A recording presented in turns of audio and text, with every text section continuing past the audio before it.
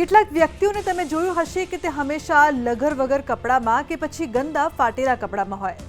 તૂટેલા ચંપલ પહેરવા, ગંદા કપડાં પહેરવા એવું વિચારીને કે નવા કપડાં પાછળ કેમ પૈસાનો વેડફાટ કરવો, એવું ઘણા લોકો વિચારતા હોય છે. પરંતુ આ ખરાબ કપડાં, ફાટેલા ચંપલો તમારા જીવન પર ઊંડી અસર કરી શકે છે. કારણ કે પ્રકૃતિ તમે જે વસ્તુઓ પહેરો છો તેને જ આકર્ષે છે. કઈ રીતે? ચાલો જાણીએ. શું આપને ખબર છે કે ગંદા ફાટેલા કપડાં કે તૂટેલા ચંપલ ક્યારેય ન પહેરવા જોઈએ? જો તમને પણ આવી આદતો છે તો આ આદતો તમારા ગ્રહો પર કરી શકે છે નકારાત્મક અસર, જેના કારણે વ્યક્તિના જીવનમાં ગરીબી અને મુશ્કેલીઓ આવી શકે છે. જેના કારણે આ નાની નાની બાબતોને ગંભીરતાથી લેવી ખૂબ જરૂરી છે. જે વ્યક્તિ ફાટેલા કપડાં અથવા તૂટેલા ચંપલ પહેરે છે તેનો ગ્રહ શનિ નકારાત્મક રૂપમાં હોય છે. આવા વ્યક્તિના વિચારો પણ શુદ્ધ નથી રહેતા અને તેને નાની નાની બાબતો માટે સંઘર્ષ કરવો પડે છે. તેઓ ગમે તેટલા પૈસા કમાય છે, તેઓ ઘણીવાર દેવામાં ડૂબી જાય છે અને ઘણીવાર ગરીબી જેવી પરિસ્થિતિનો સામનો પણ કરે છે. તમે જે રીતે કપડાં પહેરો છો અને વિચારો છો, કુદરત તમને તે જ બનાવે છે અને તમને તે જ અનુભવ આપે છે. જો તમે ગંદા અથવા ફાટેલા કપડાં પહેરો છો તો તમે નકારાત્મક ઉર્જાને આકર્ષિત કરશો અને જીવનમાં સમસ્યાઓનો સામનો પણ કરશો. આવા વ્યક્તિને સમાજમાં માન સન્માન પણ નથી મળતું. જરૂરી નથી કે તમે હંમેશા નવા અને બ્રાન્ડેડ કપડાં પહેરો. તમે જૂના કપડાં પણ પહેરી શકો છો, પરંતુ તે ફાટેલા ન હોવા જોઈએ. જો તમે એકવાર કપડાં પહેરો છો તો તેને ફરીથી પહેરતા પહેલા તેને ધોઈ લો અને તેને સાફ અને ઇસ્ત્રી કરીને પહેરો.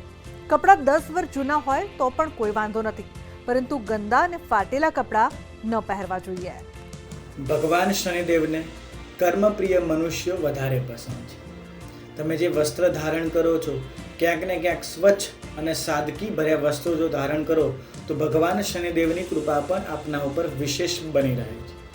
શનિદેવ જો પ્રસન્ન થાય તો આપણને કર્મ પ્રમાણે શ્રેષ્ઠ અને અતિશ્રેષ્ઠ સારું ફળ આપી શકે છે.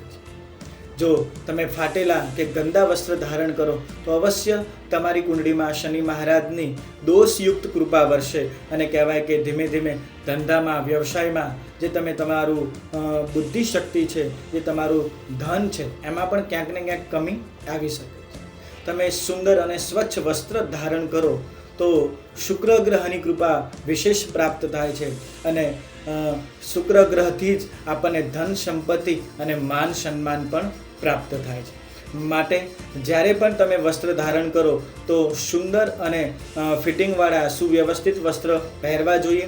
જૂના અને ફાટેલા જે વસ્ત્રો છે એને જે ઉપયોગ કરી શકાય અથવા તો એનો જે સુવ્યવસ્થિત સ્થાન હોય ત્યાં આગળ એને મૂકી દેવા જોઈએ અને માત્ર સાદગી ભર્યા જ વસ્ત્રો જો ધારણ કરો તો અવશ્ય તમારા ઉપર ભગવાન શનિદેવની કૃપા બની રહે છે.